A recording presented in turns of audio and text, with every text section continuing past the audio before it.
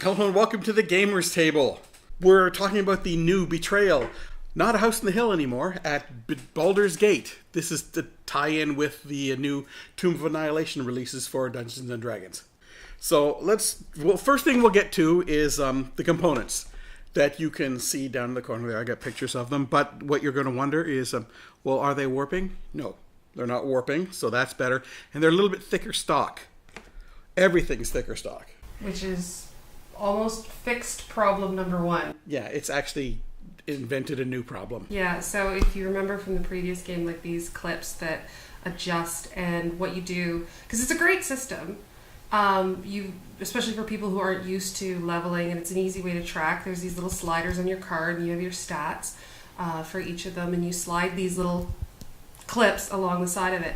So in the previous version where it was thinner cardstock, these would slip off, and there were all sorts of modifications. So now these actually have a problem. They go off and on really nice because this is super glossy and fabulous. They do not slide.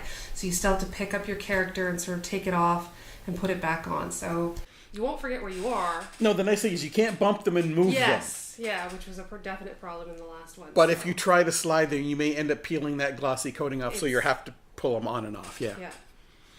So. Other than that, that means that translation of the tiles being thicker translates to the tokens too, so they don't feel so flimsy.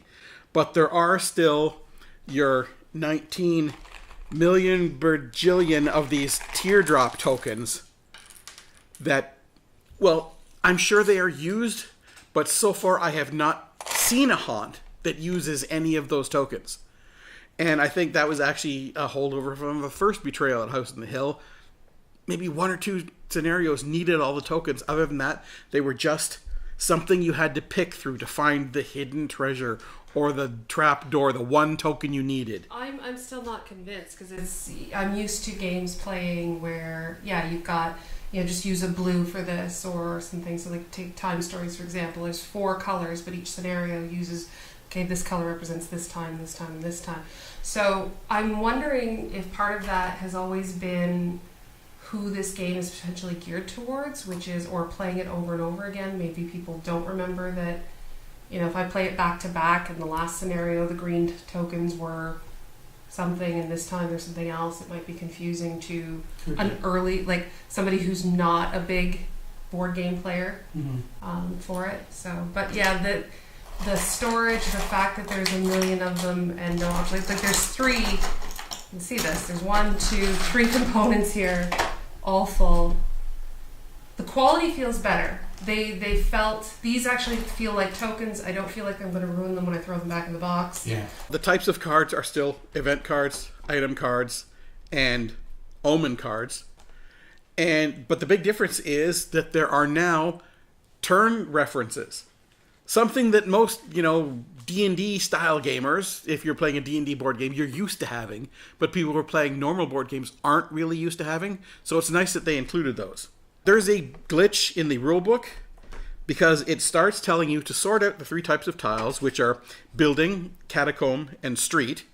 They separate them into 3 separate piles. Whereas in the original Betrayal, you used to shuffle them all together and keep flipping till you found one, because some of the tiles in Betrayal at House on the Hill could go first floor or second floor. There were multiples, whereas these ones are not. They're only one thing. But when they made the new rule book, they seem to have cut and pasted, because put all your tiles together and shuffle them comes later on in the setup, and no, you don't put them together and shuffle them. So it's a minor thing, but it's kind of annoying that, like, you put it out and do you have a proofreader? You need to fire them and get someone who actually proofreads. They're interesting. They're gorgeous, the art as usual. And I found that looking at it, the maps get more interesting because you've got the different types and they have to go in a different layout.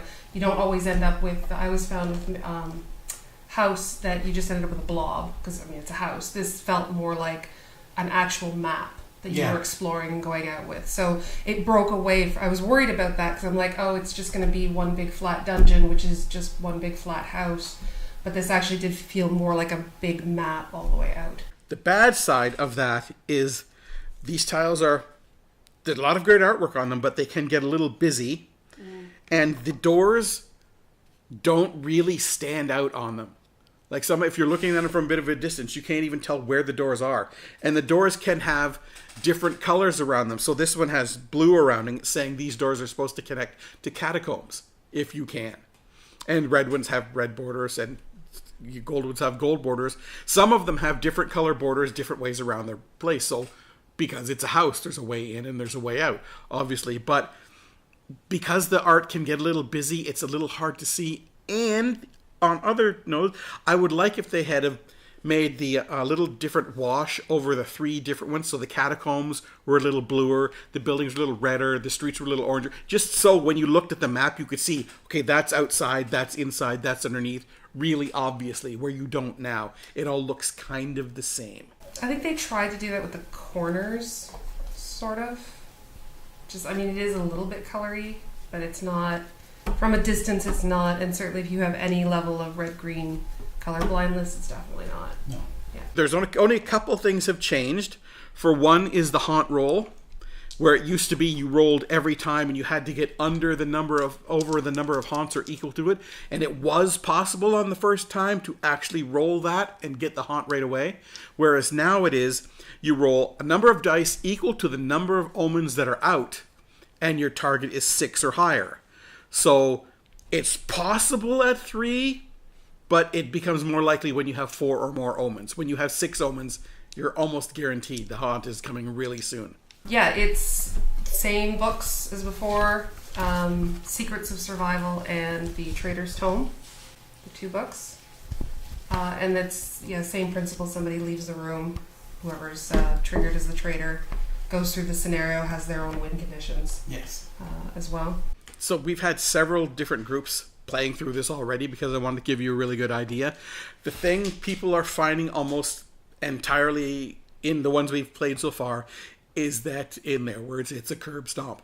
One side is just going to get stomped right away as soon as the haunt happens, which is kind of unfortunate. But we haven't experienced all 50, so I can't say for sure, because I hear that some of them are totally co-op. There is no traitor. It's all of a sudden all of you are still working together against some sort of goal.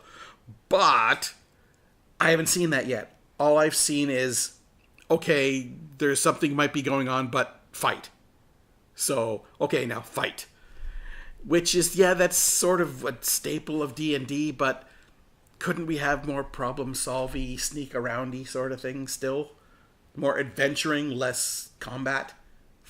Again, there are 50, and I haven't experienced all 50, so I can't say for sure. Well, I think that might be part of the, I don't want to say problem. Problem's too harsh of a word, but the curiosity is, and where I'm stuck is I don't know who this game is geared towards. Mm-hmm. Because we actually gave this to a group, thank you very much, you guys know who you are, on Friday night. They had just finished 2 rounds of Betrayal at House, and we said, hey, you guys want to try this? And they enjoyed it because it's the same mechanics, so they didn't have to learn anything new. But for them, the flavor wasn't there. They were actually a group that really, really likes playing House, and it's got the it's not horror, it's almost fun house sort of, mm-hmm. It's that theme. And then throwing this in was almost a letdown for them because, okay, I want to be in a haunted house. I'm used to being in a haunted house. So I'm not sure, because to me this seemed like, you like Betrayal at House, go out and run out and buy this. But I almost feel like the people that are fans of the first game aren't necessarily going to like this one simply because of the flavor. Because mm-hmm. now we're in a completely different world and you're doing completely different things. You're in that fantasy realm, as opposed to where House has the feel of, this could be me sneaking around the house and I'm having fun and one of us is a traitor. Now I'm definitely in a fantasy role. And then for people who are fans of D&D, I have heard from some of them, and it's the other way around. They like this one better because It's more the D&D thing that they're used to. Right. So, but even then it's a bit restricting, and it's all just, goes into the fight. So I guess it sort of depends on where that's coming from. So I don't know who the target market for this is. Is it somebody, because I really don't feel like it's in the original fans of the first game. Because it's too similar, and why have 2 of the same game, basically? And then for a lot of, I guess it's maybe D&D players that don't also board game a lot, because I've always felt that Betrayal and then this one is one of those gateway games. It's people who aren't sure that they're into board games and not sure about how they want to get into it. It's the same thing. You've got lots of little chits where, to me as an experienced gamer, it's unnecessary and way too many of them. But somebody who's new, you'd be super excited. Oh, they included absolutely everything, and that's awesome. So I think it's almost like, for me, there are games out there that achieve the exact same thing, which is not a fault of this game. It's just I'm not an introductory gamer anymore. Yeah. So this is not for me, but it would be fabulous for like, a D&D group that wants something casual on a weekend or something. Look, Dave didn't show up. Well, what are we going to do? We could do this for a while. Yeah, it's just fun. There's not a lot of setup. You don't have to know the lore about anything. Even if you're just a fantasy person, you don't have to know anything D&D. It's just like, orcs and wizards and elves.